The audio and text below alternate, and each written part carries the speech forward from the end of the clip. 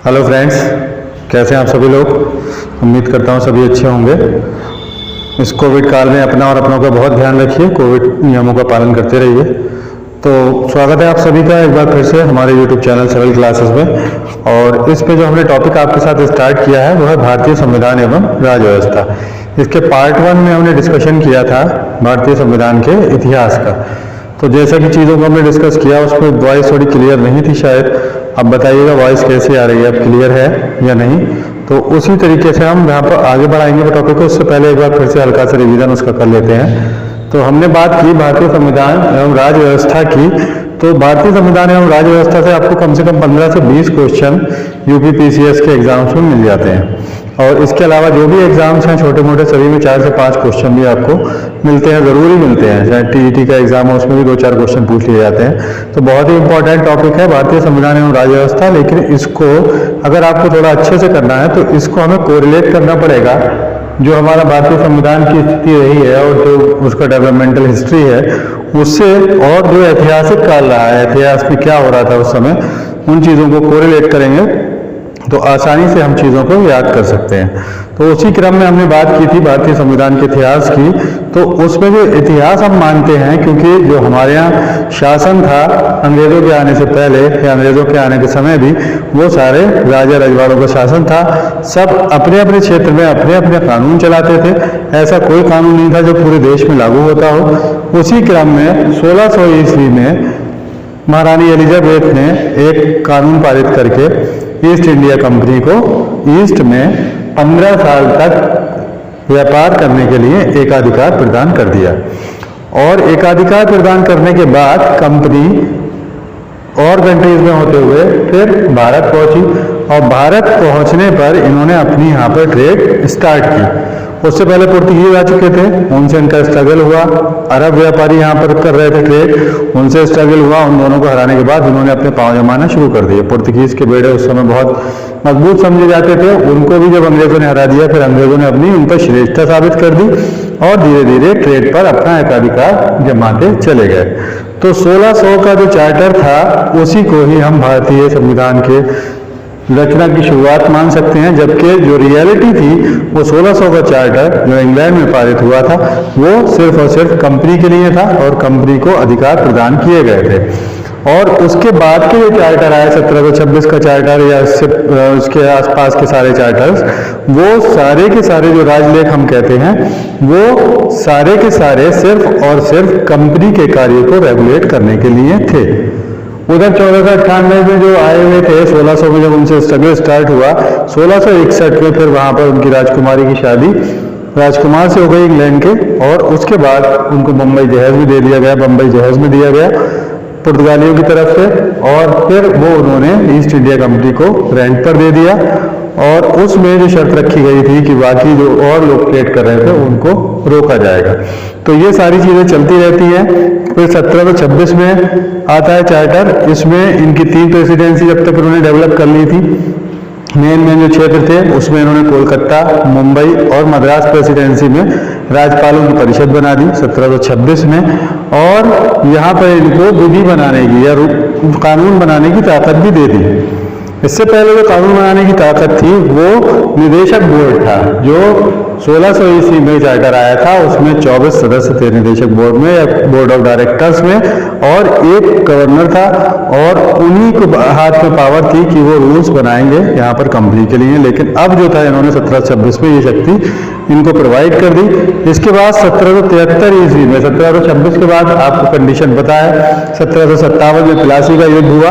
प्लासी के युद्ध में इन्होंने कूटनीतिक चालों के जरिए से सारी चीजें कवर कर ली और मीर जाफर को अपनी तरफ मिला लिया और बंगाल के नवाब को पराजित कर दिया और उसको मौत के घाट उतार दिया। और उसके बाद वहां पर उन्होंने मीर जाफर को बिठाया। मीर जाफर जब इनके आकांक्षाओं पर खरा नहीं उतरा तब उसके दामाद मीर कासिम को बिठाया। लेकिन मीर कासिम ने भी जो रियायतें अंग्रेजों को मिली हुई थी वो भारतीयों को भी देने को कह दिया। तो इसलिए मीर कासिम से भी अंग्रेजों की ठन गई। और 1764 में छोटी छोटी लड़ाइयाँ पहले भी होती रही थी, लेकिन जो 1764 में थी मेन लड़ाई, जिसे हम कहते हैं बक्सर का युद्ध, जो असली युद्ध है जिसमें जो अंग्रेजों के सामने जो सेना थी उसमें एक तो मीर कासिम की सेना भी थी और अवध की सेना भी थी और मुगलों की सेना भी थी। और उधर मुगल राज भी सीधा सीधा कमजोर होता चला जा रहा था। 1707 में उस तरफ डेथ हो चुकी थी औरंगजेब की, और उसके बाद वाले आने वाले जो लोग थे वो कमजोर थे। उसी का फायदा उठा के 1717 में इन्होंने पहले फरमान ले लिया था फर्रुखसियर से। ऐसे ही अपने पैरों को ट्रेड के माध्यम से मजबूत करते रहे। दूसरा मुद्दा जो साथ साथ चला, इसमें फिर उत्तराधिकार के झगड़े। जो आप इतिहास पलट के देखेंगे तो शुरुआत से अशोक के दौर से लेके लास्ट तक आपको उत्तराधिकार की लड़ाइयाँ हर चैप्टर में, हर वंश में, हर किसी कंडीशन में, हर वंश में अलग अलग तरीके से होती है, आपको दिखाई दे जाएंगे। तो वही चीज़ों का इन्होंने लाभ उठाया।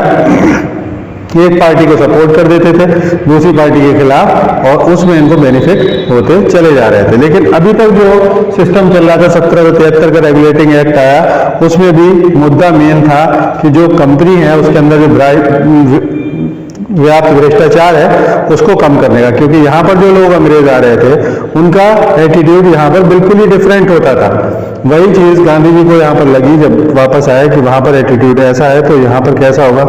लेकिन वहाँ जो अपने देश में जब उनसे लोग मिलते हैं तो एटीट्यूड अलग होता था। यहाँ बिल्कुल गुलामी की हैसियत से लोगों को समझते थे और उस पर अंधाधुंध कमाई करते थे। तो जो यहाँ इंग्लैंड के लोग काम कर रहे होते थे वापस जाते थे तो उनको वहाँ पर नबूब्स कहा जाता था, नवाब कहा जाता था कि इतना धन दौलत वो कमा लेते थे। तो ये सारी चीज़ों को कवर करने के लिए यहाँ पर रेगुलेटिंग एक्ट उन्होंने कहा, और पहली बार लिखित संविधान का इन्होंने शुरुआत की। इसमें लिखित संविधान 1773 के रेगुलेटिंग एक्ट में, और इसमें जो बंगाल का गवर्नर था उसको जो इनकी तीनों प्रेसिडेंसी डेवलप हो गई थी, कौन कौन सी? एक तो बंगाल खुद थी, दूसरा था मुंबई जो 1661 में मिला था, तीसरा था मद्रास।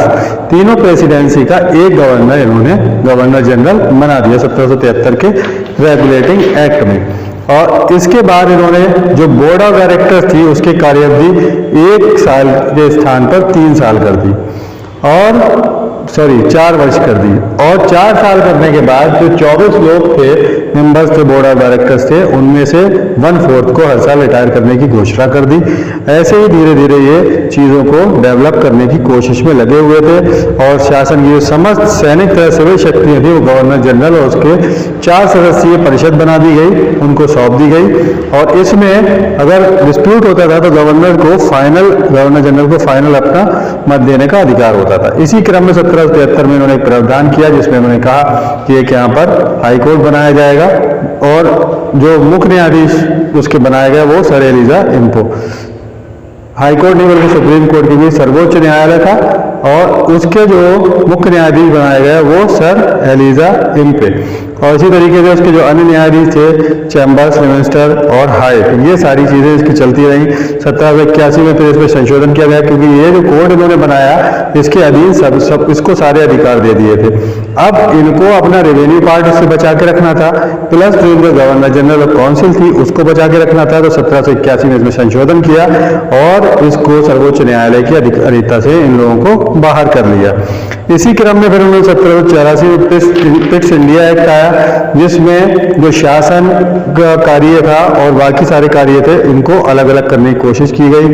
और यहाँ पर 1784 का पिट्स इंडिया एक्ट यहाँ पर इनके स्वामित्व के दावे का पहला दस्तावेज माना जाता है, क्योंकि इसमें जो शीर्षक था उसमें उन्होंने लिखा था भारत में ब्रिटिश अधिकाराधीन क्षेत्र, भारत में ब्रिटिश अधिकाराधीन क्षेत्र। तो कंपनी के व्यापारिक और राजनीतिक क्रियाकलापों को इन्होंने अलग करने की कोशिश की और यहाँ पर एक निदेशक मंडल या बोर्ड ऑफ कंट्रोल बना दिया 6 सदस्यीय, जो ये तय करेगा कि जो गवर्नर जनरल है उसे कहाँ लड़ाई करनी है, कहाँ समझौते करने हैं। इन्हीं सारी चीज़ों से नाराज होकर इनके गवर्नर ने इस्तीफा भी दे दिया था। और इसी में कोर्ट की भी स्थापना की गई थी जो यहाँ पर काम कर रहे थे अंग्रेज, उनके खिलाफ इंग्लैंड में उसमें मुकदमा चलाया जा सके। और इसी क्रम में जिन्होंने इस्तीफा दिया उनके खिलाफ भी वहाँ पर महाभियोग लाया गया बर्ग के द्वारा, लेकिन वो लास्ट में बरी हो गए थे। तो इस तरीके से चार्टर चलते रहे। 1786 का अधिनियम आया, 93 का आया। लेकिन दूसरी तरफ जो कदम चल रहा था उसको अगर आप देखें 1813 से 23 तक पेशवा का समर्पण इन्होंने 13 जून 1817 को कराया, उसके बाद से इनकी पावर और डबल हो गई। और अगर आप जो अनुच्छेद और चार्टर थे उनका क्रम देखें तो इनकी लेंथ फिर बढ़ती जाएगी।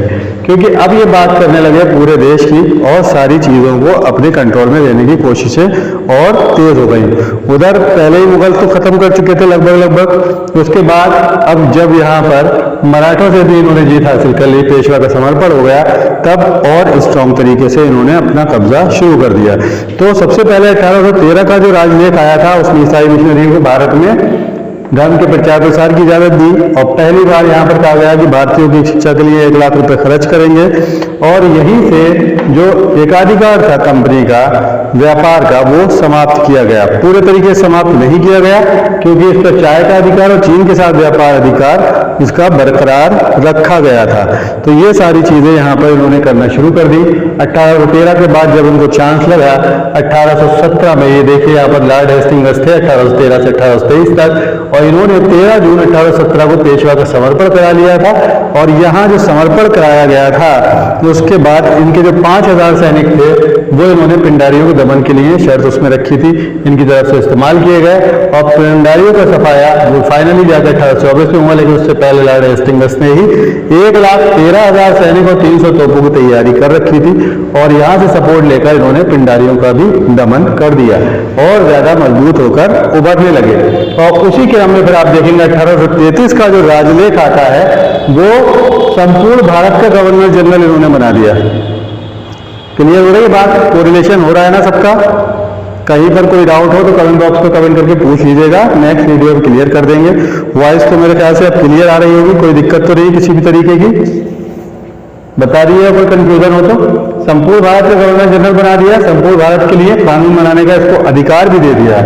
और लेकिन जो ये अधिकार दिया गया, इस अधिकार से अगर वो कानून बनाता था तो वो अधिनियम कहलाता था। लेकिन जो गवर्नर जनरल कानून बनाएगा उसको नियंत्रक मंडल या बोर्ड ऑफ कंट्रोल, जिसको 6 सदस्य बनाए गए थे, जिसको 1893 में भारत के ही राजस्व से वेतन देना शुरू कर दिया गया था, जबकि इंग्लैंड में वो अस्वीकृत भी कर सकता था इसको।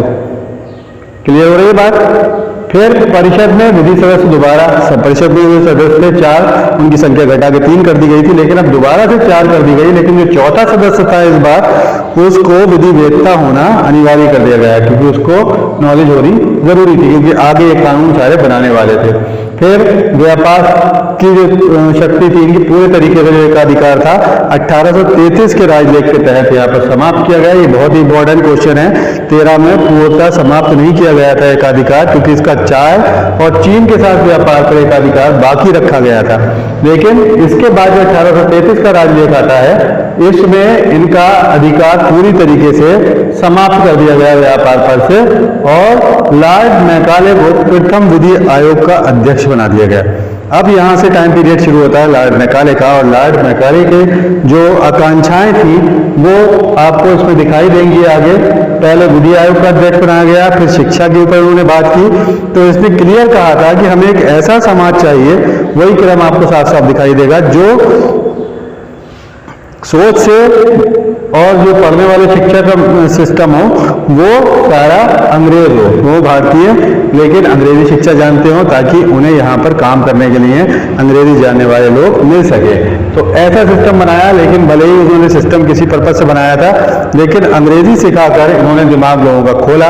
तो इससे जो लोगों ने बाकी जो अब्रॉड में हमारे जो क्रांतिकारी घटनाएं हो रही थी और बाकी सारी चीजें हो रही थी उनकी जानकारी भी उससे हासिल की। किया बुरे के लिए था इन्होंने, लेकिन उससे भी काफी कुछ भला हुआ। और आगे आंदोलन जब पढ़ेंगे हम तो उसमें बात करेंगे किस पर किसकी सोच का प्रभाव था और कैसे लोगों ने किताबें और बाकी सारी चीजें पढ़ी और कैसे जो अंतर्राष्ट्रीय लेवल पर हमारे यहाँ जो सफलताएं मिल रही थी क्रांतिकारियों को, कैसे हमारे यहाँ के क्रांतिकारी उसको सेलिब्रेट करते थे, उनकी चीजों की बातें आगे करेंगे। तो ये प्रथम विधि आयोग और दास प्रथा विधि विरुद्ध कर दी गई, जिसका उन्मूलन फाइनली 1843 में हुआ।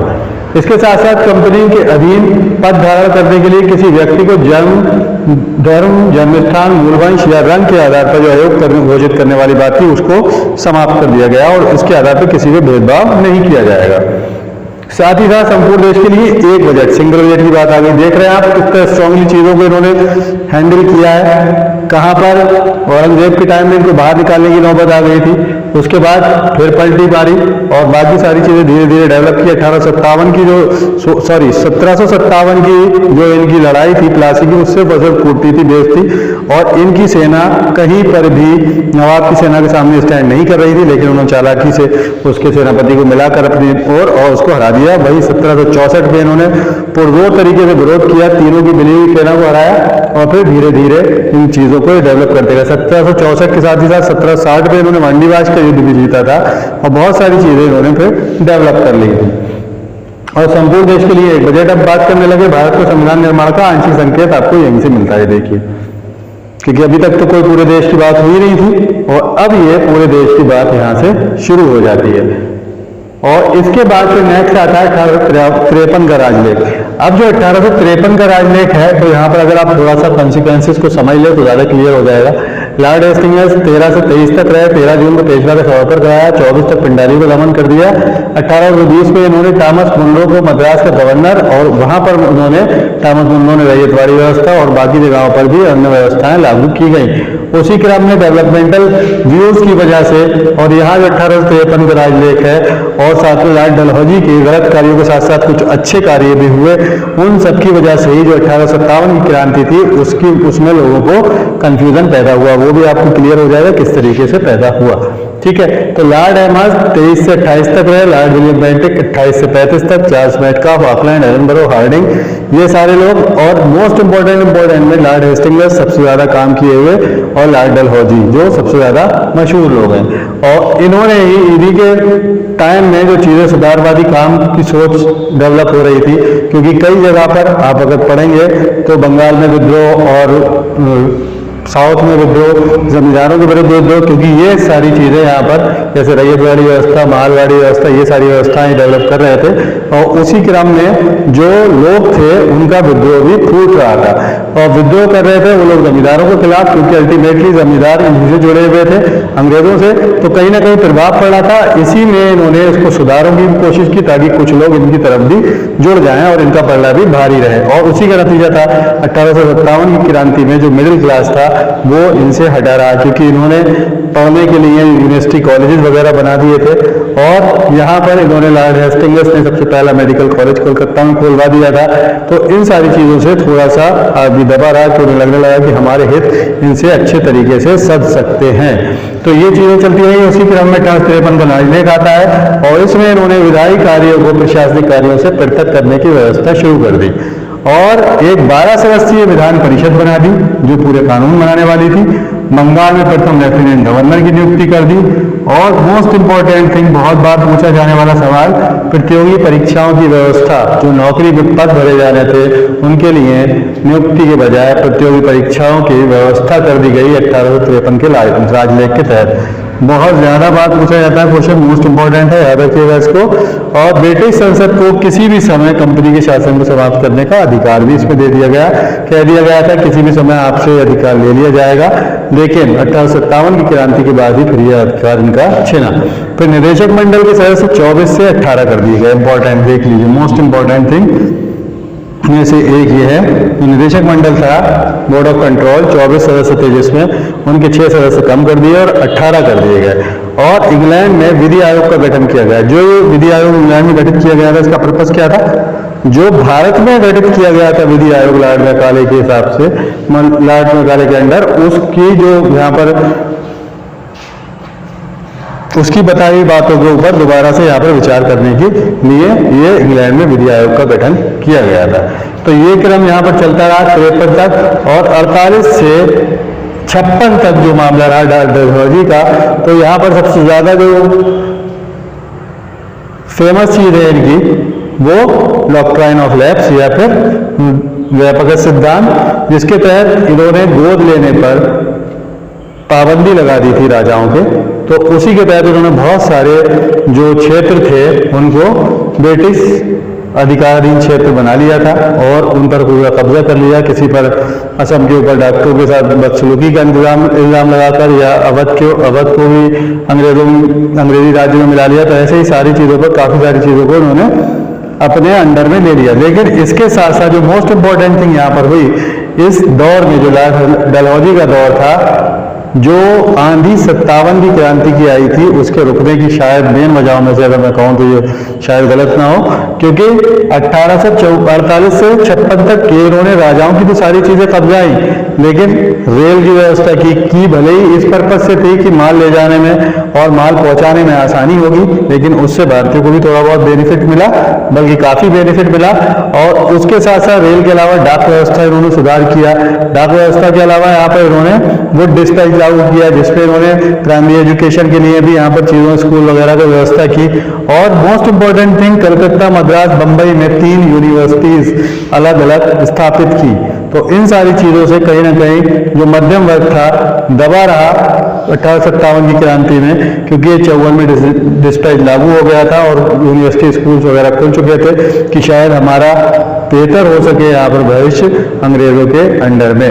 तो ये एक वजह साथ में रही, और बाकी वजह जो युद्ध स्तर की है वो तो अलग की है, लेकिन पब्लिक सपोर्ट में यहाँ से काफी इनको चीजें मिली थी। तो ये सारे कानून हैं। और इसके बाद 1858-57 के बाद ये जो 53 वाला है, ये अंतिम चार्टर है, क्योंकि इसके बाद से जो है जो शासन था वो सीधा ब्रिटिश क्राउन के अधीन चला गया। 1857 क्रांति हो जाती है, 58 में फिर ब्रिटिश क्राउन के अधीन शासन चला जाता है। फिर उसकी बात करेंगे डिटेल में नेक्स्ट वीडियो में। तो कैसा लगा वीडियो आपको कमेंट करके जरूर बताइएगा। बाकी अगर आपने अभी तक हमारे चैनल को सब्सक्राइब नहीं किया है तो जल्दी से जल्दी सब्सक्राइब कर लीजिए, बेल आइकन प्रेस करना मत भूलिएगा। बाकी सभी लोग स्वस्थ रहिए, अपना से ध्यान रखिए, अपना ध्यान रखिए, अपनों का ध्यान रखिए, और जो कोरोना प्रोटोकॉल है उसका पूरी तरीके से पालन करते रहिए, क्योंकि prevention is better than cure. मिलते हैं फिर नेक्स्ट वीडियो में, तब तक के लिए धन्यवाद। Thank you for watching. Thank you.